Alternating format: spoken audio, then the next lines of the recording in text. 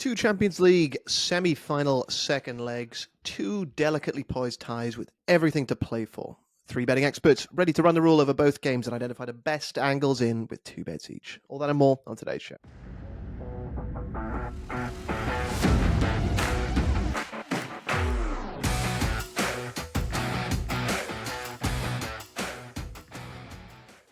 Hello and welcome to the Football Betting Pod powered by Betting Expert. I'm your host, Daniel Jenkins, joined as ever by betting experts, football editor Sam Ingram. How are you doing, Sam? Hello, Dan. All good. How are you? I am feeling rough with some sort of cold, but, certainly not match fit. But it's that stage of the season, mate. We just got to get on. Just got to get it done. Get the games out, right? Is it a cold? Is it?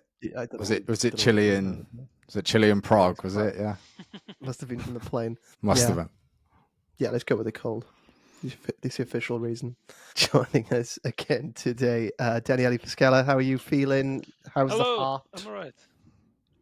It's all right. I mean, will that change tonight when we get to the Inter game? well, I think so. I mean, I'm not gonna put one of those heart monitors because I mean, you don't really wanna see it. But Inter very intelligently and very cleverly put out some of those promotional videos before the game. You know, they're very well crafted, but yeah, they don't really send you to sleep calm. So yeah, I'm trying to give it calm. But I'm excited. Champions League finals, semi-finals. Sorry, that don't happen very much for any fun, unless you're a Madrid fan.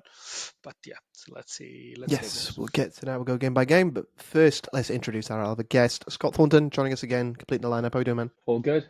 It's been the Champions League has been my favourite one this year to do the pods on. So let's hopefully that continues here and we can get another couple of winners in. Yeah, fingers crossed. I think the easiest way to do it is just go game by game, just like we did for the first legs last week. So first one up, Inter versus Barca. I think that first leg was, I think it certainly caught me by surprise by how sort of entertaining it was.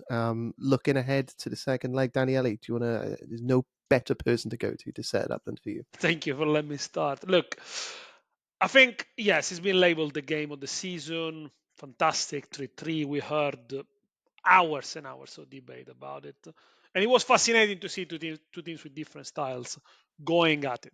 Now, when it comes to playing against Barcelona, a team that is only 5 goals away from breaking their own record of goal scoring in the Champions League, and have been an absolute goal machine and a joy to watch, Inter chose the right approach.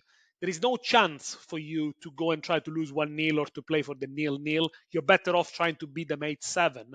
And that's what Inter tried to do with a very precise tactic. And with the only two players that had the legs, Dumfries and Thuram, to play into those spaces that the Barcelona high line leaves. Now, the thing is that both Dumfries and Thuram were not perhaps in top form coming off injuries. The Dutchman was decisive. He won all the aerial duels, and I think that made a lot of a difference. Thuram didn't have the opportunity to run in behind because Inter didn't have the ball much because Barcelona suffocated them. Even when the game was 2-0, you had the feeling it could have ended in a draw, it could have ended with a Barcelona victory, and that's the beauty of that game itself. The big question is, do they skip the same approach, especially Barcelona, now that the home advantage has vanished? Or in other hand, does Flick tinkers a little bit with his formation and his approach in order to have Inter to come out at them? We know that Inter are very comfortable sitting in the low block and hitting, sometimes balls long. But it is Barcelona really games here to decide what kind of setup they do. And I have been torn. I've been thinking about it for many, many days. And I do think that if Barcelona go with the same approach that they had in the first leg, yes, we could be in for another entertaining game. But I think the chances of progressing into the final for them diminish. Because Barcelona ultimately are the better team. They got the better players, man to man, and they got probably the best player on the planet right now, Lamine Yamal. They know they're going to create chances. They know there will be a moment, 20 minutes, 25 minutes spell, where Inter will just sit and watch and defend. Therefore, why allowing Inter many more opportunities on the counter, which we have seen they can be dangerous? Why allowing Inter to have a lot of free kicks, the team that dominates in terms of aerial duels both in Europe and in Serie A, whereas Barcelona do concede a lot of goals. And ultimately, from those situations, Barcelona had to change the formation because there is no Kunde, there is no Balde, and this is not a small change for them. Probably Gerard Martin, who was the worst player on that game because Denzel Dumfries really had the better remote game, is going to be replaced on the left by Inigo Martinez. That means that Ronald Araujo comes in. It could be decisive defending those set pieces, but ultimately, when Araujo is on the pitch, the Barcelona line has never been as high. And this is the toughest away game that Barcelona are going to face this season in the Champions League. But let me run you through the result. Lost at Monaco 2-1, won in Belgrade 5-2, won against Dortmund 3-2 and then lost 3-1 in the knockout stages, won against Benfica 4-5. The only clean sheet came at Benfica 1-0, where again, Szczesny had to make some good saves. This is a tough Inter side that's been unbeaten in 15 games. And I'm looking more from the Flick point of view. If this is a high-scoring game, Barcelona have less chances of progressing, I believe. I'm going to flip it completely here. Betsy gives Inter a 61% chance of going through, but I think it's going to be a low-scoring game. Look, the projected tally is just above 3 or 4. In the first leg, the expected goals were 247. In the past 3 seasons, only 4 out of 8 second leg semi-final are producing more than 3 goals. I think the line here has been set way too high at over 3.25. I'm going to go under 3.5. That pays 172, 1.5 units just to make up for not being completely odds on. But yeah, I don't think we're going to see anything like what we've seen in the first half. Bearing in mind, 3 goals in a second leg semi-final is still plenty.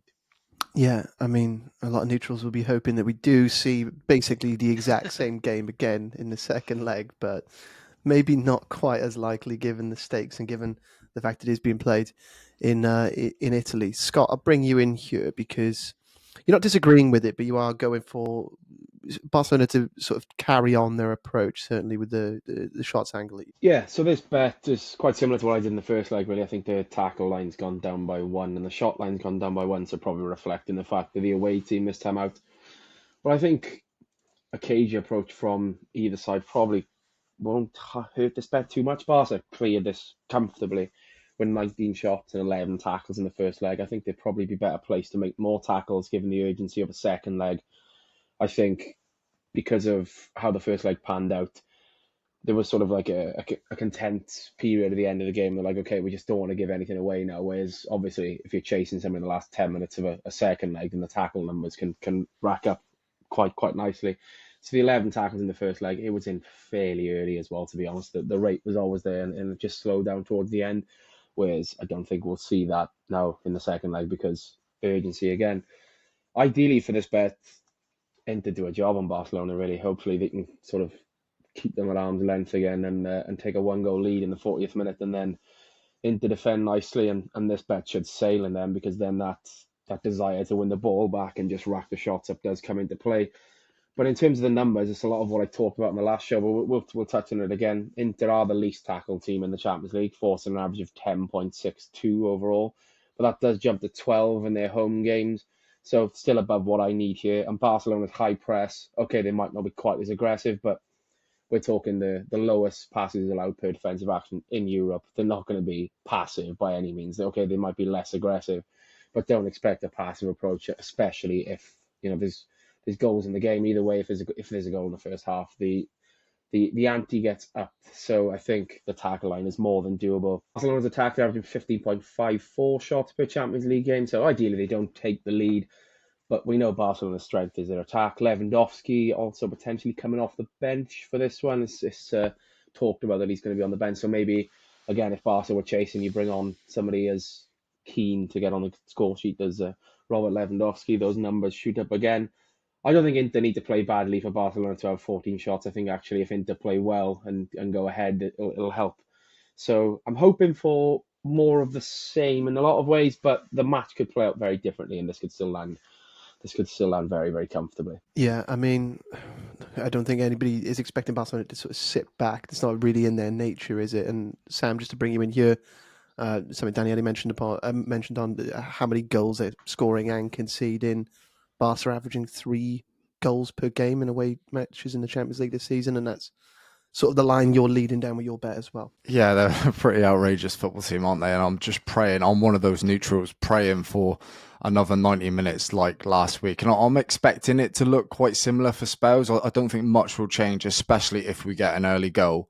If we don't in the second leg of a semi-final, then this thing may rumble on into the realms of something which Daniele is talking about, under 3.5 goals. Maybe we won't get another 6 goals, but I think it might look and feel quite similar. In possession last week, Barca adopted a 2-4-4 in possession, similar kind of structure to what Company and Bayern did, and it worked. It pinned Inter in for spells until Inter were able to work through the press. They dropped one of their strikers in to help in transition and then get balls out wide and in behind, and Inter consistently looked so threatening when they turned the ball over. That opening goal after 30 seconds was just a lump upfield. I think it might have been from Bastoni. Martinez won the flick on. Thuram come in with one touch, give it to Barella, who then put the ball through out wide to Dumfries. They are in it. They've got to be one of the best transitional teams in world football. So if this does look and feel like last week, we should really be in for quite a similar, pretty good game. We saw last week as well that Lamine Yamal and Rafinha are capable of really making things happen against this Inter back line. Yamal was unplayable, looked terrifying whenever he got on the ball. And you'll see as well, whenever Pedri or De Jong or anyone along the Barca back line, whenever they get on the ball, they just look to get it to Yamal at 17 years old. And it was exactly the same with Spain in the summer too. They are well aware that something's going to happen when they give Yamal the ball. So I don't see why that would change either.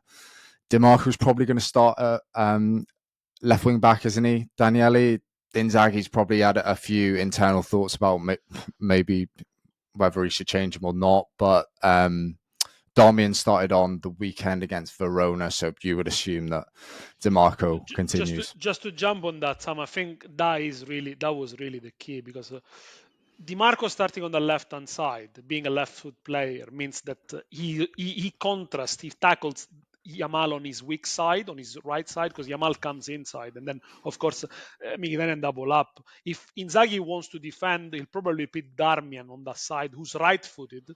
He can contrast Yamal on his strong foot. That's exactly what he did against Saka in the league phase against Arsenal. He had a right-footed player on the left, Saka coming inside, and actually in that game, Saka only touched the ball 4 times in the opposition box. Saka and Yamal, they're not the same kind of player. Perhaps Saka is a bit more direct. Like Yamal kind of goes to a run, but that could be the tactics. But I'm surprised Darmian has never been considered. Probably it's not in top condition. But yeah, other than that, Mkhitaryan doubling up, Bastoni doubling up, but that could create a lot of overloads in the middle, which could be quite dangerous. Bastoni's come out this week. He was the centre back on the left of the back three, the 3 centre backs. He's come out and said that Yamal's the best opponent he's ever faced in between 2 legs of a Champions League semi-final. I'm not sure that I'd want my defenders coming out and saying that.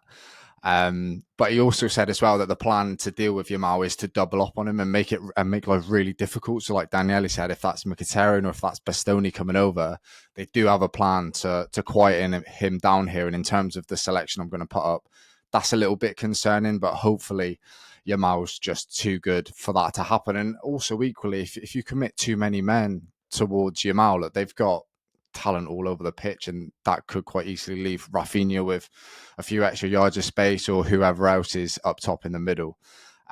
So yeah, I'm going for Yamal to score or assist at 1.90 on Bet365. For me, that's just too tempting, and it's forced my hand a little bit. It's not really a market that I usually play, but if you did watch the first leg this week, and if you have watched Yamal all season, then I'm positive that will probably be of interest to you. Well, I said off air that I always appreciate it, and yes, that's one more for me. But to support what you said, of course, when you got the best player in the planet at the moment, and probably, I think without probably, the best 17-year-old we've ever seen. This week has been full of comparison of Messi at 17, Ronaldo 17, Rooney 17. Probably have to go back to Pele to add that kind of comparison.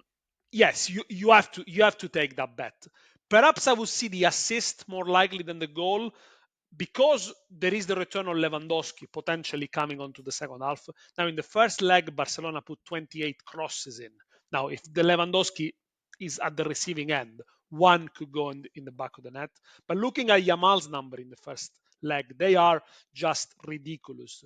He received 28 progressive passes and 82 passes overall. So basically, they pass the ball to him all the time. Now, the leader is Olise in top 5 leagues and averages 14.7 progressive passes received for 90 minutes. So 28 in a match is just ridiculous.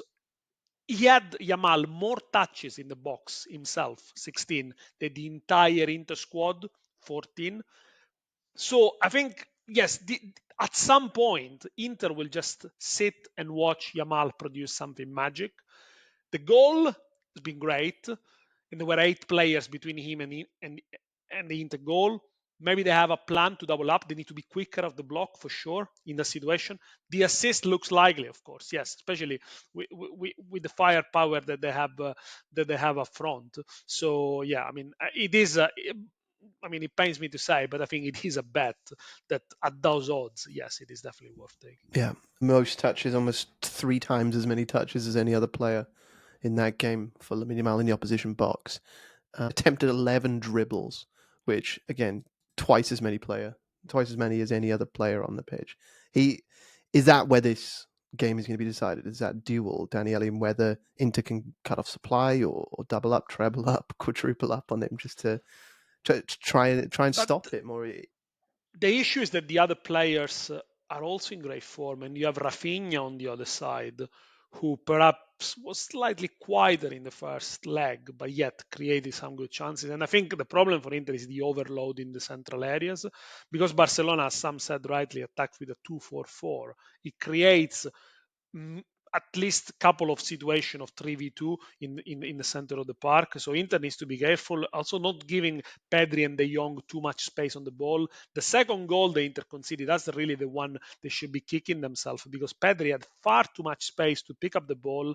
The defense was well aligned, but the ball in behind Bissek was so good that then Ferran Torres just had to tap it in. So really, Inter need to be careful. Also, if they push the line too high, then there is too much space in behind the two center backs, and Rafinha Yamal can run into it. So yes, there are so many tactical nuances to this, which I think, yeah, Inter will have to be careful. But on the other hand, if they manage to hold the ball better, and in this case, I'm expecting Çalhanoğlu to have a better game that he had in the first leg. The first leg, he only completed 17 passes. If they can hold the ball better and launch it towards Thuram, who should be in a better physical condition than compared to the first leg, he was coming back of an injury.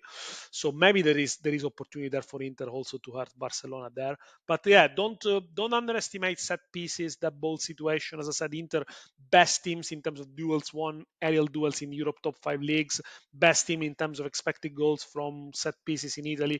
Barcelona really struggling there from set pieces. We saw them against Dortmund as well. So I would understand maybe why Araujo plays this one instead of Inigo Martinez or Gerard Martin, for example. But yeah, it could be decided by one of those situations too.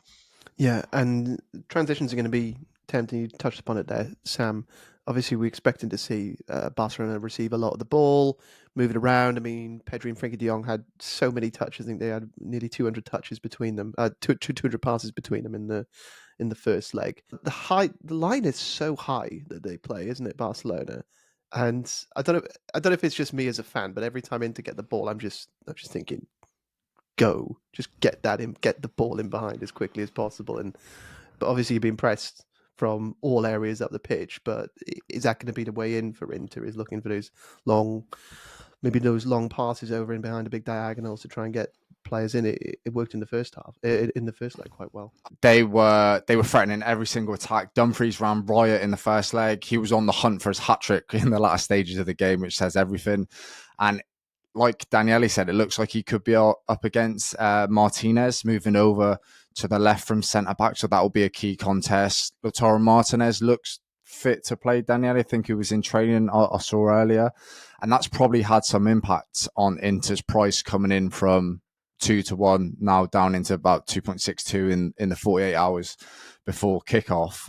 That was going to be my pick, Inter plus 0.25 Asian handicap. But yeah, I think there's going to be chances at either end. I really do think Inter are going to hurt Barcelona on the counter again. And yeah, you would be a brave man to back against Yamal or Rafinha having an impact as well. So that's why I've ventured over to the Yamal score or assist price. He's had 26 goal involvements in 39 matches across La Liga and Champions League this season. So ridiculous football. Hopefully he gets one more, and hopefully from a neutral's point of view, we see plenty of goals. Yeah, just to bring you back in, Scott. Obviously, I think we're all in agreement. Barcelona are going to see a lot of the ball, going to have plenty of shots peppering away at Jan Sommer's goal. But is the tackles the part where your bet is going to potentially fall down? Do you think is that the least likely? Because obviously, if Barca are seeing so much of the ball, Inter are looking for quick counterattacks, is that those sort of transition moments in the matches when those tackles are going to come?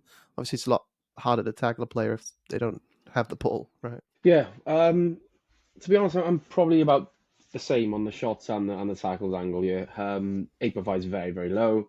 The fact that Inter are forcing more in their home games, they had 28% of the ball in the first leg, and Barcelona still managed to pick up 11 tackles. There's something to be said for the high risk nature of counter-attacking football. So the direct running, there's no sort of outball sometimes to avoid the tackle. So you've just got to try and beat your man. So then Barcelona are making these last-ditch tackles in wide areas when the pace breaks away. So I think there's potential for this to go even higher, to be honest with you. Inter, as I say, aren't forcing many, but because of the massive stakes, the nature of the game, and the fact that Inter are going to have to play on the counter-attack, Barca could easily get to 15 tackles here. Betsy predictions for the match give Inter 1.57 projected goals, 1.37 projected for Barcelona, 2.94 goal total, and Betsy is going for Inter to qualify at the moment. 61%, as Daniele said earlier, 39% for Barcelona projected chances of making the final. Obviously, that first leg really helped Inter's chances, becoming obviously a lot stronger at the San Siro. So maybe just one by one, who do you think is going to end up in the final, guys? Daniele? Don't ask me first. I think it's gonna be extremely tight. Look, I'm gonna give Inter 51, Barcelona 49 because they play at home. But I can't stretch more than that. Sam? I'm really not sure. I said maybe a month or so ago, I really like Inter's chances to get up near the final, but this is obviously a really daunting test for them, even if it is at San Siro in the second leg. I'll probably lean towards Inter, but it could go either way. And Scott? I'll go Inter. It just feels like Barcelona have been the nearly man in the Champions League in recent years since Messi's gone, and Inter, okay, they've never lifted it since Mourinho's time, but they've got a job done on a lot of the bigger games, and I think this reeks of one of those. Inter get a job done. Interesting. Well, we'll see tonight. Inter vs Barcelona, the three picks we've gone for from our experts. Sam has gone for Lamine Yamal to score or assist at 1.90. Scott has gone for over 13.5 shots for Barcelona and over 8.5 tackles for Barcelona. That's a 1.9 with the full unit on that. And Daniele, the resident Inter fan, has gone for under 3.5 goals at 1.72 with 1.5 units on that. Over to the other game, one that will probably make my heart rate go a little bit erratic, and that is PSG versus Arsenal. Sam, do you want first pick of this one? Okay, yeah, I saw a stat which I was intrigued at. Only two teams have ever managed to progress from Champions League semi-final after losing the first leg at home. Ajax against Panathinaikos in 1996 and Tottenham, who beat Ajax in 2019 en route to the final. So going off that stat alone, the task ahead of Arsenal it's quite big. It's something that I feel is probably going to be out of their reach, and that is why PSG are 1.18 to qualify. So I'm not saying anything too outrageous. I would imagine PSG score here on Wednesday night, and if that happens, then Arsenal will need 2 goals to take this tie to extra time. So that is a big ask if the 90 minutes plays out that way and PSG do score at home. Ousmane Dembele's participation here in the second leg is in doubt, although like Lautaro Martinez, he did make training yesterday. big news for PSG. Dembele is super important to that team. He took his goal really well in the first leg. He was the one that dropping deep to get on the ball and attempting to dictate play. So his involvement here is crucial, I think. Thomas Partey, though, for Arsenal, he's going to be back in the Arsenal team. Also very, very important. And that should really free up Declan Rice a little bit to get forward and be impactful with Partey sitting in behind and protecting that Arsenal back line. A few things need to fall Arsenal's way to win this game. It's not impossible, but I think it's unlikely. They need to keep that PSG frontline quiet, first and foremost. They're going to need to capitalise on set pieces. If Declan Rice is on it, and if Partey comes in and performs as he has been, if Martin Odegaard steps up, and also when Arsenal get their chances, they might only get a few. If they can be clinical and finish when it matters, then I do feel that Arsenal have a chance. But a lot has to go right for that to happen and for Arsenal to win this game and ultimately progress. And really, ultimately, Dan, I'm not sure whether you can keep PSG at bay at home. So I think that's where you're going to fall down in terms of progression. And also, which I thought was quite interesting at the weekend, PSG rested their whole team. I think only João Neves played in that defeat to Strasbourg, where obviously Arsenal played Bournemouth, lost the game, but also played a really strong team. I can kind of understand why he's playing a strong team, although I expected a few more starters to be rested ahead of a Champions League semi-final. I'm wondering now whether Arteta regrets that a little bit. But looking at the prices, yeah, just a question whether PSG should be on a minus 0.25 Asian handicap line. I know they don't need to win, but I'd maybe argue that should be minus 0.5 because I think they're the better team. They're at home. Arsenal are missing a few and they're still having to fight on all fronts domestically in the Premier League. PSG and Luis Enrique really aren't bothered about Liga now.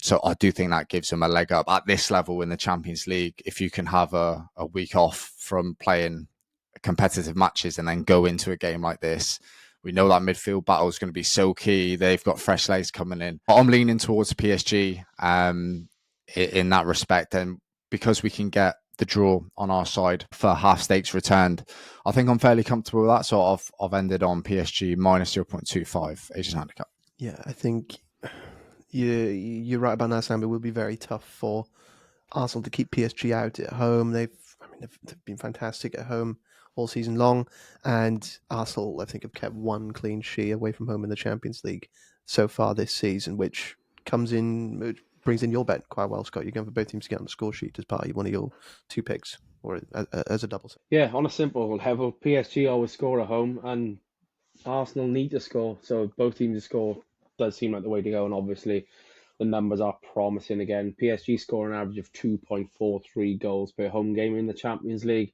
and they were obviously quite poor in the league phase. They're a very different team now since beating Liverpool and just progressing. Obviously, they beat Brest in the playoff knockout round, if that's what we're going to call it. And it just seems like a game that should see plenty of goals. The first leg, obviously 1-0, but Arsenal created plenty of chances. Donnarumma was fantastic in that game. Arsenal finished that game with a 1.63 XG compared to PSG's 1.16. 5 big chances created between both of the teams. And Donnarumma obviously has got a great habit of playing fantastically well on English soil. Arsenal will be hoping for less heroics this time around, and I just think they'll get on the score sheet quite nicely. It should be an entertaining game. It's really Arsenal's season in one night, so yeah, they absolutely have to throw the kitchen sink at it. And PSG have the firepower with or without Dembele to hurt Arsenal. I'm not really sure how he'll balance the forward line, but we all know Barcola, Doué, and Kvaratskhelia obviously can cause problems. Dembele, hugely important, but there is plenty of talent within that PSG team. That's without bringing in the marauding fullbacks like Hakimi and Mendes. And yeah, so that brings in nicely to the over 26.5 throw-ins that I'm combining both teams to score with. The threats in wide areas for me from both sets of players. When you get two teams like this who are fantastic on the ball, they don't give away any cheap passes. The throw numbers do tend to dwindle, but it's that second leg urgency that I'm kind of banking on again. PSG's home Champions League matches have seen 30 on average, and that's with just 15 throw-ins in their home game against Villa. But obviously that was the first leg. Villa matches see the fewest throws in the Premier League with around 26 on average. And the second leg, they were 36. So that really did go out the window. We're over double that count. And I just think the urgency again, especially if it's tight, it should be tight. Arsenal, they won't be in the business of getting rolled over here. I know PSG are a fantastic team in their own right, but we've got to give Arsenal their dues. I don't think they'll turn it around, but I think they'll make a game of it. So I'm really happy to back that. In the Arsenal's last Champions League knockout fixtures, they were 30 in the first leg against Real Madrid and just 27 in the second leg. Okay, that's kind of against the second leg urgency that I've come to sort of rely on a little bit for this bet, but Real Madrid never really looked like going through in that one. I think this is going to be a much more competitive second leg, whereas obviously Real got on the score sheet last time, but there was an element of fortune about that goal, and Real never really troubled them. That shouldn't be the case here. The team's obviously met in the league phase as well. 28 throw-ins in that one, so just above the 26.5 required. But again, the jeopardy of a semi-final second leg should help us inflate those numbers. And back to the goals, I was quite surprised to see that both teams have scored in Arsenal's last 4 Champions League away games, and those games have seen an average of 5 goals. So an incredible amount of goals scored in Arsenal's Champions League away games. I think we could see some chaos that we didn't quite get in the first leg here. Yeah, I think I certainly agree with Scott on that last point. Daniele, are you going along the same route as the guys, going for probably a fairly high-scoring game, but PSG ultimately to come out on top? Talk me down from the ledge here, mate. It could be, but Betsy projects a 2.41 goal line, even lower than the Barcelona Inter game. So I would be a fool to go against my own advice, which I think Barcelona Inter itself is going to be perhaps a low scoring game. I think for Arsenal, it will be key to start the game as they did the second part of the second half, where they readjusted the press. Odegaard was better at screening the first phase of possession. The return of Partey is so important because he can push Rice up the field, he can drive with the ball, he can create chances. PSG have got some vulnerabilities as well. Sometimes they get caught ball watching a little bit on the right hand side with Hakim, and that's where the most dangerous situation happened for Arsenal in the first leg, especially the one with Trossard. Sometimes the eagerness of PSG of recovering the ball quickly place them in different position. But on the other hand, they've been so cool and so composed with the ball circulation that perhaps Arsenal could struggle with. This is going to be a game where I feel both teams are going to score. I think probably the second goal is going to be the most important if it's an Arsenal equalizer, if a PSG equalizer. But I think that the first goal probably does not settle it here. What can we say about PSG? Probably the most improved teams in the season. They are miles off, better off from the team that played against Arsenal at the Emirates back in October. Arsenal, I don't think the problem here lies with the lack of a goal scorer, although the numbers are not great. If you look even at the Premier League numbers, only other 3 teams have they don't have a player in double figures for Arsenal. Kai Havertz still remains the best goal scorer here, but they have been finding sources of goals lately. I think it's more about the approach to the game and how they can resist that relentless press of PSG, which Manchester City, Aston Villa, Liverpool have not been able to resist. On the other hand, of course, PSG have got one of the most informed goalkeepers in Europe, so it could be read in many different ways. PSG probably should have conceded more goals than what they actually did, but Arsenal really needs to be there from the very start.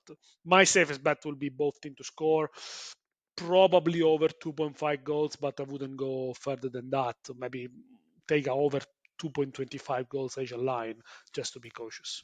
Interesting. Okay, looking at the match itself and what's going to be important, and Sam, I'll bring you back in here, but we talked about the adjustments that Arsenal made mid-game. Daniel touched upon the changes to the press. Odegaard leading the press a little bit more than he did to start the match. I think it was Trossard leading the press to start off, and then Odegaard took over, and Arsenal were a lot better for it. They started poorly, and they were completely outplayed by PSG in the first 30 minutes of that first leg, but after that looked a lot more comfortable. If Arsenal are to get anything from this match and to progress from the tie, what do you think is going to be the key difference between those 2 legs, how do they get past it? How do they see? How do we get the last 60 minutes and not the first 30? Yes, I mean it's a really good question, really tough one to answer. I think what's important, obviously Arsenal need to go for it, and we saw last week that the game opened up a little bit in the closing stages. I think from memory it was Barkla and Ramos with that toe punt off the bar. Barkla put it just left of the post in the closing stages. That was with the game maybe stretching a little bit, with Arsenal obviously being at home and knowing they had to kind of maybe get a goal if they could. So how do Arsenal win this game? Ideally, get an early goal if possible, so the game doesn't need to stretch up, so the onus isn't on them to really go for the game and open themselves up a bit. Because I feel like if they do commit bodies and open themselves up and PSG can work them out and hit them in transition, then this is going to be a really tough 90 minutes for them, because PSG will probably take one of those chances. So if they can get an early go, obviously much easier said than done, then I think they're going to have a much better chance of progressing. They need to make the most of set pieces. They need to be as clinical as possible, like I said earlier, when they do get chances. And if they do that and all of that comes together, then they definitely have a chance. But yeah, I would say they need to go sooner rather than later, because else the game's going to get stretched. People are going to get caught out position trying to push forward for a goal, and I would imagine PSG hit them on the counter and find something. Okay. On a lot of podcasts, the host likes to play devil's advocate when it's not something they really believe in, just to sort of, get a conversation going. But I think I believe this. But I think Arsenal plus 0.25 is the best bet in this game. It's Thomas Partey coming back, I think, essentially, it's not one player coming back. It's essentially 3 players coming back, because it gets Declan Rice into the 8 where he can be a horse in midfield and rampage around, nicking the ball back and winning possession and running around, which is not something Real Madrid certainly couldn't live with it. And it's not something that anyone can seem to live with at the moment with the form he's in. It also allows Mikel Merino to push higher up the pitch, which gives Arsenal an out ball that they didn't have in the first leg, with Leandro Trossard playing up there, occupying the 2 centre-backs and getting swallowed up a little bit. So I think Arsenal are going to be a much, much better team in the second leg. Plus 0.25 against a team they've already beaten this season. Okay, it was PSG that was a lot worse off than what we've seen in the last couple of months. But I think they can take a lot of confidence from the last 60 minutes, certainly the second half of that match. And this isn't a PSG team that's done this 100 times, is it? This is a young team. They haven't been in this position before. So I'm looking at that plus 0.25, considering that Arsenal have won 4 straight away matches in the Champions League for the first time in about 12 years. I think plus 0.25 is a very good bet. Potentially, no, I think I agree with you. But man for man, Arsenal at full strength, they're no worse than PSG. But the caveat is at full strength. There is no Gabriel, there is no Calafiori, there's no Havertz, there was no Party in the first leg. PSG are at full strength, and I think that could tilt the balance. But curiously enough, a few weeks ago, we've asked our in-house prediction tool, Betsy, where would PSG finish in the Premier League? Consider they have beaten 4 Premier League sides this season. They will finish third behind Liverpool and Arsenal. And I think that's a fair reflection of the squad strength. But of course, in the day, in the night, there is momentum. PSG have got players who are living the best season ever. We've never seen Dembele playing so well. Kvaratskhelia has hit the same highs as he's done it at Napoli, but at a higher level, and he's a fantastic player. Vitinha is having the season of his life. Fabian Ruiz is playing fantastically.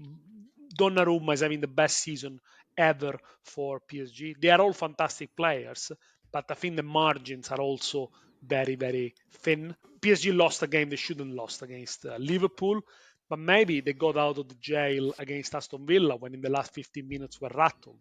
And again, you compare Aston Villa and Arsenal a better team.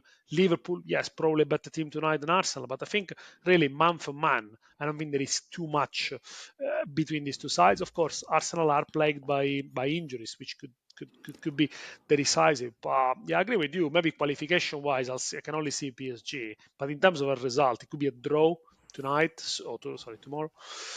Therefore, yeah, the plus 0.25 makes sense. What about the man for man tonight? Daniele, you say man for man in terms of best 11 be best 11, but what about Wednesday night? Sorry. Wednesday night for PSG, at full strength, Arsenal are the same at full strength.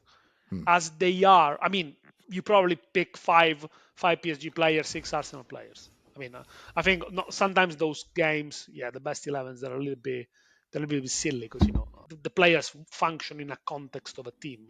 You put Dembele in the Arsenal side, maybe it's not the same Dembele and whatever. But I think the absences of Gabriel, Calafiori can tilt the balance. And after all, Arsenal are missing the best goal scorer, so that could be what swings it towards PSG. But does it swing it to make it 2 wins out of 2?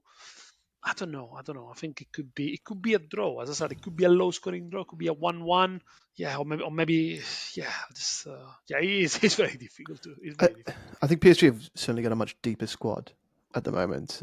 Obviously, they bring on Barcola, Gonzalo Ramos, Warren's there, Emery. They got Lee Kang in on the bench as well. Arsenal don't have that. Their sort of bench players are all injured at the moment. Daniele mentioned there. So I think if Arsenal can get a win, a 1-goal win, and it goes to extra time, PSG win this match, win the tie. But if Arsenal can get something in 90 minutes, I wouldn't be at all surprised if they do. Maybe that's not a 2-0 win. I can certainly see PSG scoring, but I can see Arsenal getting a result.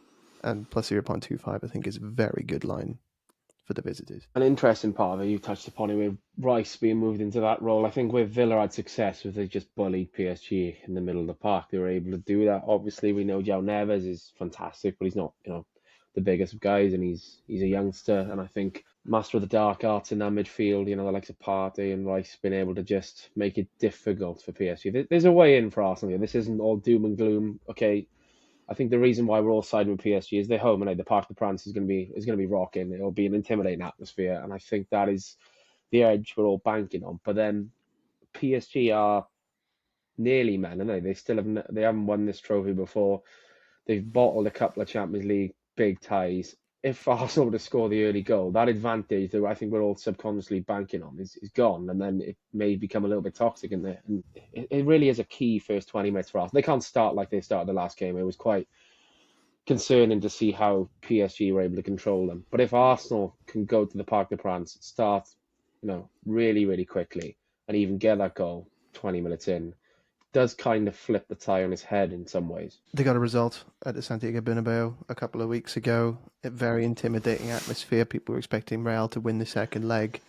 I thought that game, Declan Rice put in one of the best individual performances I've seen in this season from a midfielder.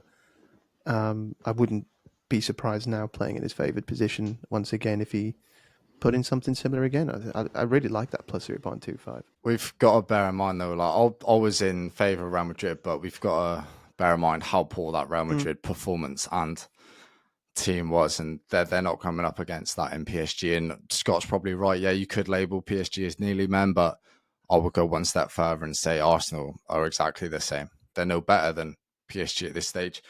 PSG at home, for me personally, I'll rank this PSG side coming up against this Arsenal 11 as just a much better team. Like I said, that the need to actually go and win the game, to go and score, should open Arsenal up, and I would just imagine that PSG somehow get the better of them on the night. Yeah, very, very interesting second leg. Betsy's projecting 1.43 goals for PSG, just 0.98 for Arsenal. Goal difference is 0.45, which would certainly go along with Sam's bet rather than the way I'm leaning. 2.41 projected goal total. Betsy's giving PSG a 87.1% chance of progressing, 12.9% for Arsenal, which does sort of put into numbers just how big of a task this is going to be. Just to go on, and I'll do the same. Who's in the final? Is it PSG clean slate? Yeah.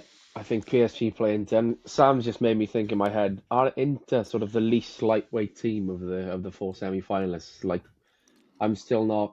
Barcelona obviously winning the Champions League 5 times. They've got the history, but there has been that. Probably stems from just that 4-0 loss at Anfield, really, and the fact that they haven't been able to deliver in these big games. They lost to PSG last season. Okay, the red card. So are Inter the most, I don't know, savvy team in the semi-final. Do you like if they play PSG in the final? I think you could do a number on them. Yeah, I agree. I think they are. Let's not get ahead of ourselves. I think they are. Do you know what I mean? It's obviously this is Yeah. completely like you're not. We're just trying to get the vibe of the team here, and I think Inter are the sort of the dogged ones, aren't they? There are no big dogs left, are there? No. It's nice because everyone can win it. And Yeah. for me, it's PSG in the final, but I think in this game they're going to be more twists and turns. Let's put it this way. 89th minute at the Parc des Princes, I think it will still be hanging on the balance. I think there'll be probably one goal could swing it. I think at San Siro might be different. I think he might be cagey, but probably settled before Very interesting. full time. For PSG versus Arsenal, the second leg of this Champions League semi-final tie, Sam is going for PSG minus 0.25 in the Asian handicap market at 1.85. Scott is going for both teams to score and over 26.5 throws at 1.83 with full unit on net. Daniele, did you want to log the over 2.5 goals or both teams to score? No, about staying away. No. Well, both teams to score is Yeah. too low. It's 153, and I think there is no value in that. Over 2.5 goals, no, maybe over 2.25. But let's leave it to you to enjoy. Enjoy's a big word, mate. We'll see. Yes. We'll see. Let's do a recap of the bets for both games, please. Starting with Inter versus Barcelona. Do you want to go through one by one? Sam first. And Yamal to score assist at 1.9. I've gone for over 13.5 shots for Barcelona and over 8.5 tackles for Barcelona. That's also 1.9, 1 unit on. Daniele? Under 3.5 goals, 172, 1.5 units. And for PSG, Arsenal, Sam? PSG minus 0.25 Asian handicap. That's for a unit as well. I think that's 1.85 last time I looked. And Scott? Both teams to score and over 26.5 throws in the match. 1.83, 1 unit again. Good stuff. If you are going to be using any of the bets from today's show, then please gamble responsibly, only bet on what you can afford to lose. Thank you, as ever, Sam Ingram. Thank you very much. Scott Thornton. Thank you. Thank you again, Daniele Fiscala. Thank you. If we get an Inter-Arsenal final, is it going to be live stream with the two of us connected up to heart rate monitors? We just go to Munich. We just go to Munich. Let's do it there.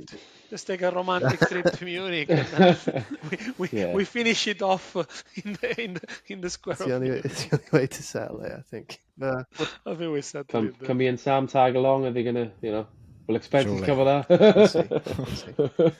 We'll see. Thank you very much. We'll be back on Thursday.